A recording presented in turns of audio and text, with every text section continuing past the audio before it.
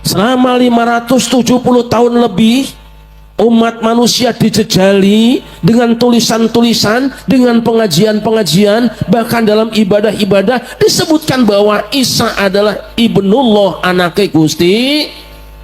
Datanglah Kanjeng Nabi Muhammad, tidak, Nabi Isa bukan anaknya Gusti Allah. Nabi Isa adalah anaknya Siti Maryam, tetapi dia memang hamba Allah yang suci, yang dilahirkan tanpa seorang ayah. Ribut orang-orang Nasrani, marah mereka semuanya tidak percaya. Kenapa? Muhammad melakukan pemalsuan sejarah. Sudah syuhrah wal istifadah 570 tahun Nabi Isa nasabnya dipalsukan kepada Gusti Allah. Pemalsuan nasab sudah ada dari dulu.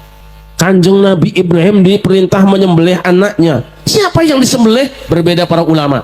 Tetapi kalau kita baca dalam kitab suci mereka, di dalam kitab Kejadian pasal 22 ada ayat mengatakan, sembelihlah anakmu yang tunggal yang kau kasihi itu, yaitu Ishak. Ditulis dalam kitab suci mereka bahwa yang disembelih itu adalah Nabi Ishak. Syuhrah wal istifadah. Ribuan tahun lamanya umat manusia meyakini, melewati bangsa Yahudi, melewati bangsa Nasrani, diyakini bahwa yang disembelih itu adalah Kanjeng Nabi Ishak. Tiba-tiba muncul Kanjeng Nabi Muhammad, yang disembelih adalah Ismail. Ribut semua orang, heboh semua orang, mengatakan bahwa Muhammad telah melakukan penyimpangan sejarah. Kok berani-beraninya mengoreksi kitab suci? Ini sudah syuhrah wal istifadah. Kok ujuk-ujuk Muhammad punya keyakinan bahwa yang disembelih itu Ismail bukan Ibrahim? Kenapa? Ini rebutan posisi dan kehormatan. Karena yang disembelih itu adalah orang yang terhormat, yang benar adalah Ismail. Kenapa kudu mereka? Karena turunan Ishak itu yang menurunkan para pemalsu sejarahnya. Assalamualaikum warahmatullahi wabarakatuh. Sahabat, masalah nasab sepertinya akan sepanjang masa. Ratusan tahun yang lalu Nabi Isa diakui anak Tuhan. Begitu juga anak Nabi Ibrahim yang disembelih dipalsukan bernama Ishak, tentunya demi kepentingan. Selanjutnya kita simak. Maka seluruh malaikat yang diperintah oleh Allah untuk sujud kepada Adam itu pun sujud menghormatinya, kecuali iblis. Allah bertanya, apa yang menghalangi kamu wahai iblis tidak mau sujud menghormati Adam ketika aku perintahkan kepadamu? Iblis menjawab, qala ana khairum minhu khalaqtani min nari wa khalaqtahu min tin.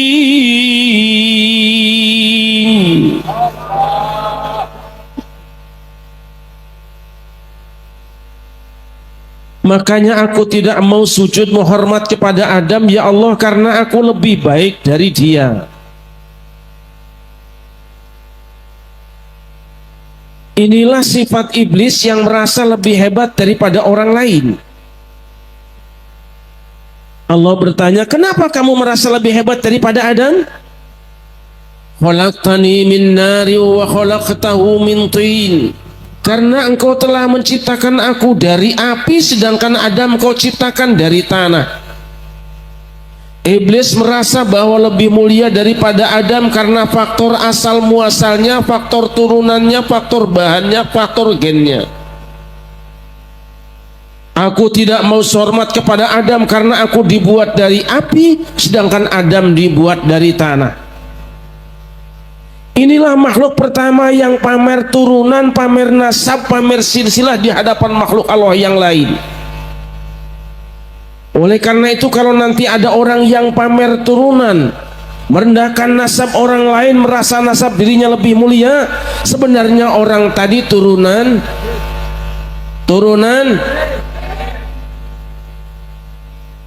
Ada nggak yang kayak gitu?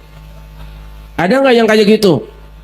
Saking kepinginnya dihormati oleh orang lain, saking pinginnya merasa berbeda dari orang lain, kadang-kadang orang membuat gelar-gelar yang tidak dimiliki orang lain. Nanti kita akan bertemu dengan kelompok orang yang menggunakan gelar-gelar kesombongan. Hamba Allah yang dimuliakan,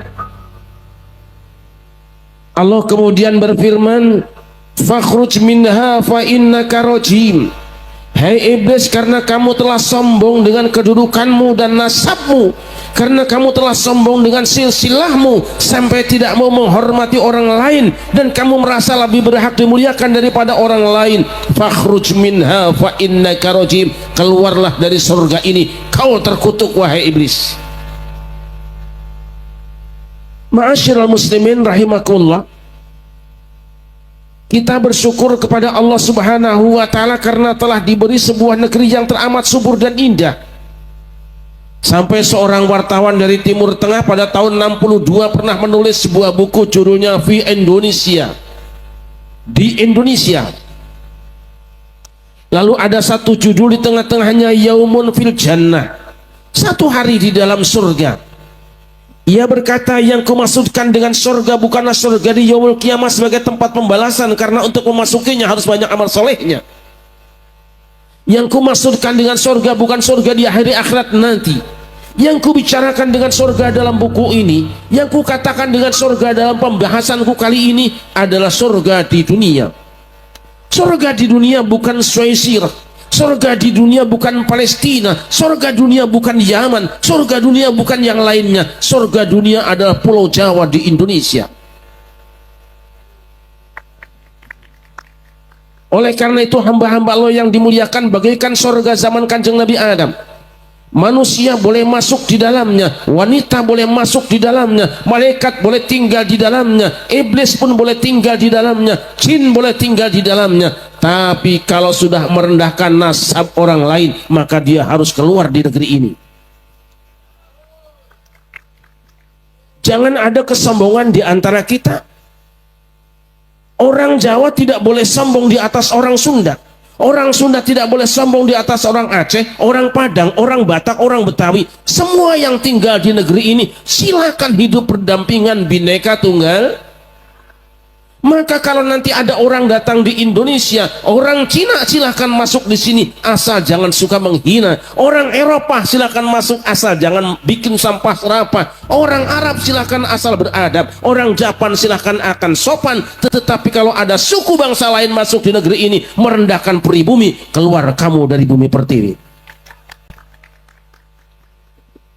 Karena apa? Bangsa Indonesia ini bangsa yang paling suka menerima tamu. Londo datang diterima, Jepang datang diterima, Inggris datang diterima, Portugis datang diterima. Tapi begitu sadar bangsa ini bahwa kedatangan mereka menjajah anak-anak negeri ini, maka anak negeri tinggal diam. Kurang apa hebatnya 350 tahun Belanda menjajah Indonesia? Kurang apa hebatnya Jepang 3,5 tahun menjajah Indonesia? Begitu bangsa Indonesia dari Sabang sampai mereka sadar, mereka pun diusir pulang mempermalukan dirinya sendiri. Masyaallah muslimin rahimakumullah. Kita selama ini dihinakan orang lain karena percaya dengan hoax. Yang namanya hoax itu bukan cuma berita-berita yang pacaran dan fitnah dengan para pejabat, bukan. Dan penjajahan yang paling berbahaya yang ditimbulkan oleh hoax adalah kalau penjajahan berlandaskan agama. Gimana? Hamba Allah yang dimuliakan. Maka haul hari ini yang kita laksanakan sebenarnya adalah dalam rangka menyelamatkan sejarah Onje, agar supaya nanti sejarahnya tidak diputar balikkan. Onje besok bikin istilah haul Onje sebelum diambil oleh orang lain. Malang sudah diambil oleh orang lain, Solo sudah diambil oleh orang lain yang tidak ada hubungannya dengan kemerdekaan Solo dan Malang. Daerah-daerah lain sudah diambil oleh orang lain yang tidak ada hubungannya dengan perjuangan masyarakatnya. Idealnya Solo, kalau akan disebut haul Solo, maka haulnya Sultan Agung, tetapi bukan haul Sultan Agung untuk Solo hari ini. Ada apa? Karena kita percaya dengan hoax. Oleh karena itu hari ini kita mengadakan haul di sini adalah dalam rangka menyelamatkan sejarah saudara-saudara. Bahwa ada pini sepuh Mbah Abdullah di tempat ini, bahwa ada ulama-ulama yang telah membesarkan negeri ini, yang telah berjuang untuk daerah ini. Kalau tidak segera diadakan, maka akan dirubah oleh orang lain. Hamba Allah yang dimuliakan, kenapa? Karena ada yang punya kaidah katanya begini, umat Islam harus percaya bahwa sebuah kebenaran informasi itu berdasarkan syuhrah wal istifadah. Sesuatu kalau sudah viral pasti benarnya. Tidak, kita punya pelajaran dari Al-Quran. Saya coba kaji dari Al-Quran, ternyata apa? kebenaran yang sudah ramai belum tentu benarnya. Contohnya, sejak zaman Kanjeng Nabi Isa alaihissalam tidak ada. Berangkat menghadap Allah subhanahu wa ta'ala, viral syuhrah wal istifatuh, Nabi Isa dipalsukan silsilahnya menjadi anak Allah. Gimana? Selama 570 tahun lebih umat manusia dijejali dengan tulisan-tulisan, dengan pengajian-pengajian, bahkan dalam ibadah-ibadah disebutkan bahwa Isa adalah ibnullah, anaknya Gusti.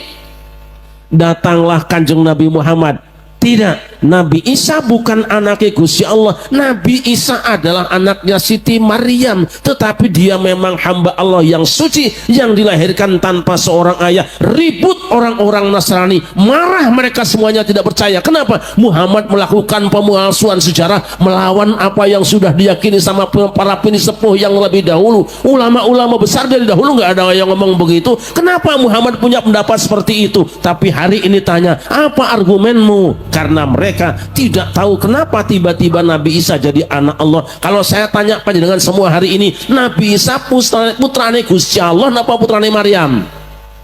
Gusti Allah apa Maryam?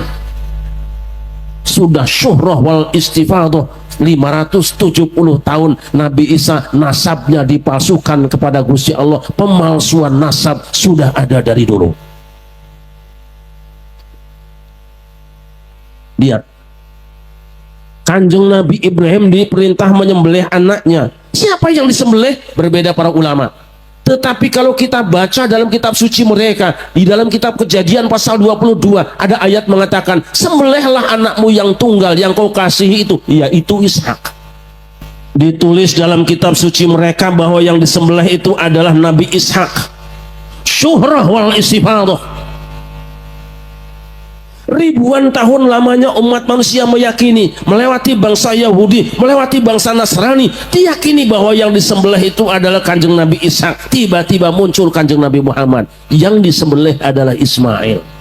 Ribut semua orang, heboh semua orang, mengatakan bahwa Muhammad telah melakukan penyimpangan sejarah. Kok berani-beraninya mengoreksi kitab suci? Ini sudah syuhrah wal istifadah. Kok ujuk-ujuk Muhammad punya keyakinan bahwa yang disembelih itu Ismail bukan Ibrahim? Kenapa? Ini rebutan posisi dan kehormatan. Karena yang disembelih itu adalah orang yang terhormat, yang benar adalah Ismail. Kenapa kudu mereka? Karena turunan Ishak itu yang menurunkan para pemalsu sejarahnya. Jelas sama badan? Jelas sama badan? Ayo Kanjeng Nabi Ibrahim. Sebelumnya sudah terjadi. Orang-orang pada zaman Kanjeng Nabi Ibrahim, kita tahu bahwa Nabi Ibrahim itu adalah anak seorang dirut BUMN, Direktur Utama BUMN, Badan Usaha Milik Namrud. Bapaknya bukan cuma menyembah berhala, tapi dia pencipta, pembuat patung-patung yang disembah. Ibrahim datang lalu melakukan penelitian, melihat bulan itu toh Tuhan, basan tenggelam bukan Tuhan, melihat matahari keluar ini yang paling gede, mungkin ini yang Tuhan, begitu Semerup ini bukan Tuhan, tidak mungkin Tuhan Semerup. Hasil tesisnya Ibrahim diumumkan. Hasil penelitian Ibrahim diumumkan di tengah masyarakat. Wajjahtu wajhiya alladzi fataras samawati wal ardu hanifan musliman wa ma ana minal musyrikin. Dia meyakini patung ini bukan Tuhan, bulan ini bukan Tuhan, matahari bukan Tuhan, bintang bukan Tuhan, tapi yang Tuhan adalah pencipta manusia, pencipta bulan, bintang dan matahari. Ribut orang semua. Ibrahim ditangkap oleh kekuasaan Namrud. Alasannya apa? Ibrahim melanggar yang sudah syuhrah wal istifadah. Ibrahim mengeluarkan tesis yang menyimpang dari yang diyakini selama ini. Tetapi kira-kira yang benar pangeran itu bulan, bintang, matahari apa Gusti Allah? Walaupun saat itu banyak orang yang tidak percaya, bahkan Ibrahim diajak debat oleh sang raja. Sang raja keok debat, sudah kalah debat, kekeh saja. Ibrahim disanksi, dihadapi dengan hukum, dipecat dari organisasinya. Maka kau wahai para pengurus organisasi, jangan gegabah mengambil sikap terhadap kadermu, karena tidak ada yang mencintai ormasmu kecuali kadermu sendiri. Jangan sibuk merawat anak tiri sementara anak sendiri disakiti. Sallu ala Muhammad. Sallu ala Muhammad. Ya. Keluar, bahasan keluar, tinggal pelantikan Adam dan Hawa.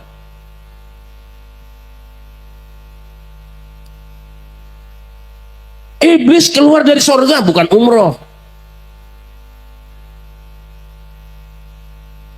tapi anehnya ketika iblis diusir dari surga, iblis mengatakan, "Fabima aghwaytani la aqudanna lahum siratakal mustaqim." Ya Allah, karena engkau telah memvonis aku sesat, kau menyesatkan aku, maka aku akan menggoda anak cucu Adam turunannya sampai hari kiamat. Aku akan datangi mereka kanan dan kirinya, depan dan belakangnya, dan kau akan dapatkan hanya sedikit di antara mereka yang bersyukur padamu. Apa kata iblis?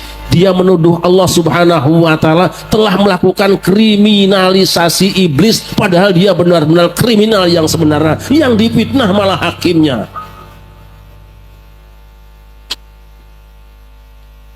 Tuh Allah lantik Adam. Wa qulna ya Adam uskun anta wa zawjuka al-jannata wa kula minha ragadan haythu syi'tuma wa la taqraba hadhihi asy-syajarata fatakuna minadh dhalimin.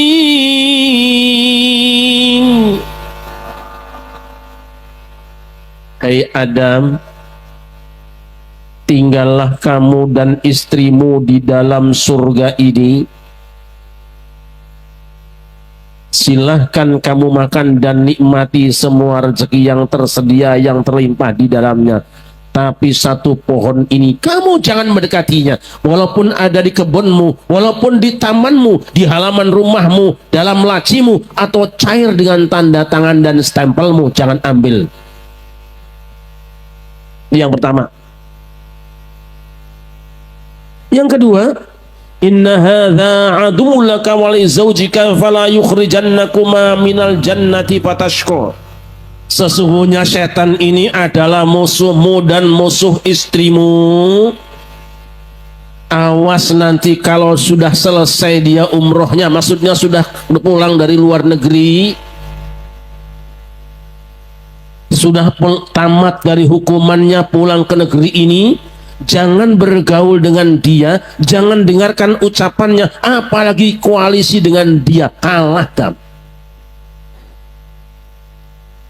kamu celaka kalau mendengarkan orang ini. Tahu-tahu setan datang langsung masuk ke dalam surga silaturahmi. Loh, memang setan suka silaturahmi. Yang paling rajin silaturahmi itu setan, terutama musim pilkada.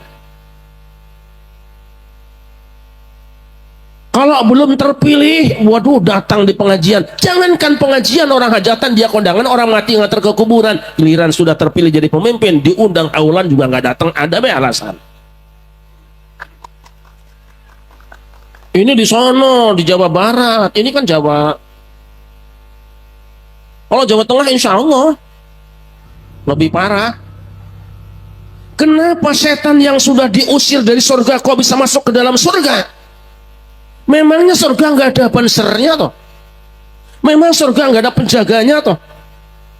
Memang surga nggak ada polisinya? Surga sangat aman. Tapi sesuatu terjadi. Satu keterangan menyebutkan bahwa saat itu iblis masuk ke dalam perut ular, ular masuk ke dalam surga. Artinya apa? Kenapa orang itu bisa masuk istana sampai menjadi orang yang menasihati presiden misalnya? Karena ada kendaraan politik yang mengantarkannya. Masuk ke dalam. Ya Pak Ora.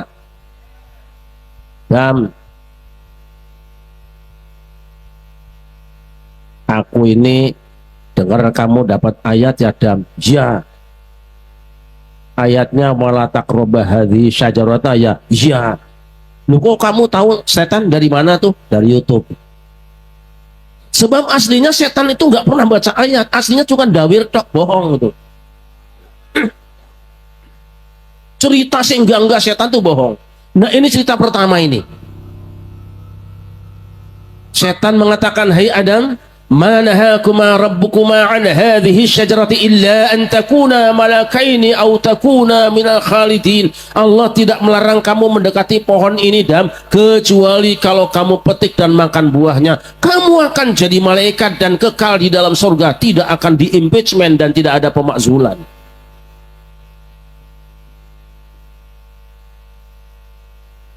Adam tidak percaya, lalu setan bersumpah. Allah katakan, wa qasamahuma inni lakuma laminan nasihin.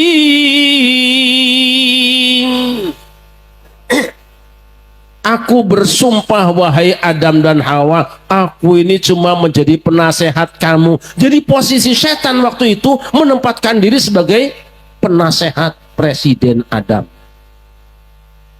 Karena setan sudah bersumpah, akhirnya Adam percaya. Kenapa? Karena Adam tidak membayangkan ada orang yang bersumpah dan mengatakan sebagai penasehatnya dia berbuat jujur. Kenapa? Karena Adam tidak pernah nonton TV One. Enggak nih, Adam pernah nonton TV One menyaksikan ada orang yang datang naik Mercy, di lehernya pakai dasi, kepalanya pakai peci, disumpah pakai kitab suci di Senayan Malakoro. Yakin tidak akan percaya. Akhirnya Adam dan Hawa percaya, memetik buah larangan. Hawa jatuhnya di Jeddah, Adam jatuhnya di India. Saya tanya ibu-ibu, kalau ibu kehilangan bojone sedih apa tidak? Oh, enggak. Kalau ibu kehilangan suami sedih apa tidak? Karena saya tanya bapak. Kalau bapak kehilangan istri sedih apa tidak?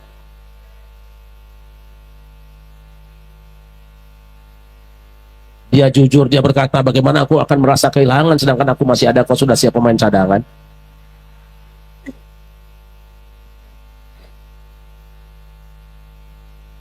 Hawa yang jatuh di Jeddah pekerjaannya cuma menangis pagi, siang, dan malam. Bukan karena pening di kepalanya, bukan luka di kakinya, bukan gores di tubuhnya. Sakitnya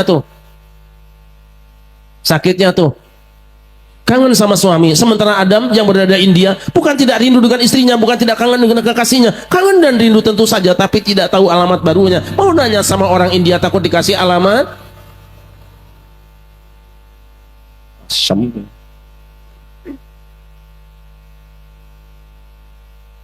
Untung Adam dapat WA. Fatalaqa Adamu min rabbih kalimatin fataba alaihi innahu huwat tawwabur rahim.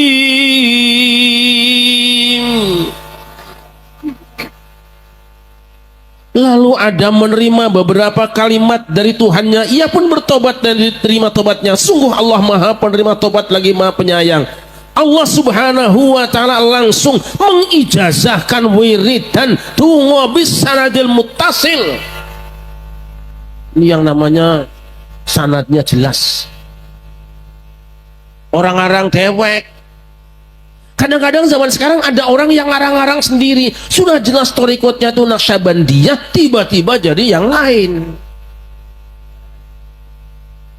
Ada yang kayak gitu ya. Nun sewu, karena romo saya ngambil sanad torikohnya dari Sukaraja di sini, dari Mbah Ilyas. Jadi kalau saya kesini itu hitung-hitung pulang kampung lah. Siapa tahu dikasih anu lah.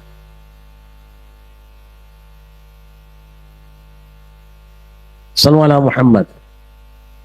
Sallallahu alaihi Muhammad. Apa yang diterima oleh kanjeng Nabi Adam? Rabbana ya Rabbana zalamna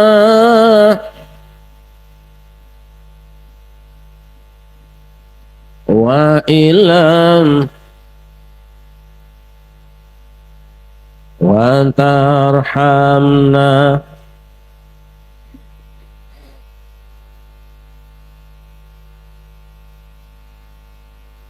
Empat. Rabbana ya Rabb zalamna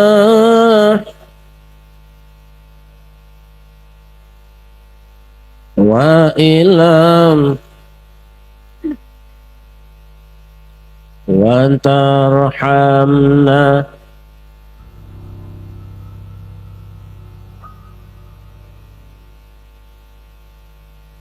begitu dibaca oleh Kanjeng Nabi Adam, digiring kakinya, berangkat dari India tanpa alamat, tanpa Google Maps, tanpa Sherlock, tahu-tahu bertemu dengan istrinya di Jabal Rahmah. Masya Allah, rukun kembali rumah tangganya, stabil kembali ekonominya, bahagia lagi hidupnya karena baca Makanya kalau ibu seret rezeki, sulit ekonomi, banyak baca Astaghfirullah. Sallu ala Muhammad. Pendapat kedua mengatakan bahwa saat itu Kanjeng Nabi Adam bertawasul dengan baginda Nabi besar Muhammad. Dia berdoa pada Allah, Allahumma bihaqi Muhammadin lima ghafartali, ya Allah, dengan hak Muhammadnya kau ampunkan kesalahanku. Allah bertanya, ya Adam, kaifa arafta Muhammadan wa lam makhluqhu? Wahai Adam, bagaimana engkau kenal dengan Muhammad sedangkan aku belum menciptakannya? Kanjeng Nabi Adam menjawab, Rabbi innaka lam khalaqtani fatur asyi fa la maktuban alaika wa in arsy la ilaha Muhammadur Rasulullah faratu annaka lam tudib isman min asma'i khalqika illa lahu wa habbul khalqi ilaik. Ya Allah, ketika engkau telah selesai menciptakan aku, kuangkat kepalaku dan kupandang di tiang-tiang pancang aras. Di situ aku melihat ada satu nama bergandengan dengan namamu, yaitu nama Muhammad. Dalam seuntai kalimat yang indah, tidak ada Tuhan kecuali Allah. Muhammad utusan Allah. Aku yakin ya Allah, engkau tidak akan membiarkan ada satu nama bergandengan dengan namamu, kecuali pasti nama itu nama makhluk yang paling kau cintai. Allah berfirman, sadaqta ya Adam, innahu lahul khalqi ilayya wa innahu lakhirul anbiya'i min dzurriyyatika falaula huma khalaqtuka. Engkau benar wahai Adam, Muhammad adalah makhluk yang paling aku cintai. Dia nabi terakhir di antara anak cucumu, yang kalau bukan karena dia aku tidak menciptakan kamu. Ini artinya apa? Kanjeng Nabi Adam lolos dari kesulitan hidupnya karena istighfar dan tawasul. Setan juga melakukan kesalahan, tapi ketika ditegur oleh Allah tidak mau istighfar, tidak mau tawasul. Kenapa? Memang setan anti istighfar, setan anti istighfar, makanya kalau ada orang yang memusyrik-musyrikkan orang tawasul, mengharam-haramkan orang tawasul, mengkafir-kafirkan tawasul, kita tidak perlu marah. Bisa jadi itu turunan